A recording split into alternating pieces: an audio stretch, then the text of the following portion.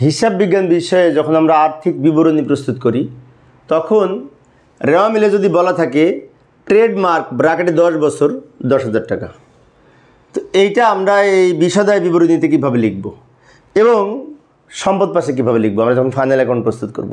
একটু ভালো করে লক্ষ্য করি, এখানে বলেছে ট্রেডমার্ক 10,000 টাকা যেটি 10 বছর চলবে। তো 10 বছর চলবে, 10 বছর লেখার কারণ, তাহলে এই 10,000কে যদি 10 দিয়ে ভাগ করি 1,000 টাকা প্রতি বছরের খরচ হবে। আবারও বলছি লক্ষ্য করি, এই 10,000 টাকাকে যদি 10 বছর দিয়ে ভাগ করি 1,000 টাকা যেটি পরিচালন ব্যয় হিসেবে গণ্য হবে। সেজন্য আমরা এই বিষাদায় বিবরণী যখন প্রস্তুত করব, বিষাদায় বিবরণী যে পরিচালন ব্যয় লিখি তার মধ্যে ট্রেডমার্কের অবলোপন বলে এই 10,000কে 10 দিয়ে ভাগ করে 1,000 টাকা হয়, ওই 1,000 টাকা মাঝের ঘরে লিখব। বিষয়টা আবারও বলি লক্ষ্য করি, আমরা যখন বিষাদায় বিবরণী প্রস্তুত করব ফাইনাল অ্যাকাউন্ট করার সময়, তখন এই যে ট্রেডমার্কের পাশে লেখা আছে 10 বছর, এই 10,000কে 10 দিয়ে ভাগ করে 1,000 টাকা হচ্ছে, এই 1,000 টাকা কিন্তু খরচ। সেজন্য ট্রেডমার্কের অবলোপন বলে এই বিষাদায় বিবরণীতে লিখব।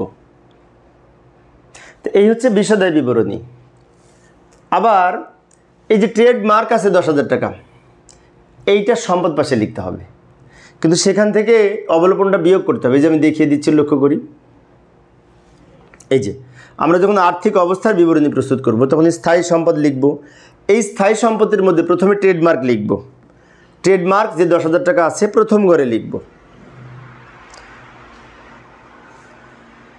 স্থায়ী সম্পদ বলে ট্রেডমার্ক 10,000 টাকা লিখলাম। এখান থেকে ওই যে অবলোপন, এটাকে 10 দিয়ে ভাগ করে 1,000 টাকা হয়েছে, ওটা বাদ অবলোপন বলে এখান থেকে বিয়োগ করব, বিয়োগ করে টাকা লিখব। বিষয়টি আবারও বলছি লক্ষ্য করি যে ট্রেডমার্ক 10,000 টাকা এটা কিন্তু স্থায়ী সম্পদ, সেজন্য স্থায়ী সম্পদ পাশে ট্রেডমার্ক 10,000 টাকা লিখব। কিন্তু এখান থেকে ওই যে 10 বছর যেহেতু লেখা আছে সেজন্য এটাকে 10 দিয়ে ভাগ করে 1,000 টাকা হচ্ছে, এই 1,000 টাকা যেহেতু খরচ হয়ে গেছে তাই বাদ অবলোপন বলে এখান থেকে বিয়োগ করে লিখব ট্রেডমার্ক থেকে।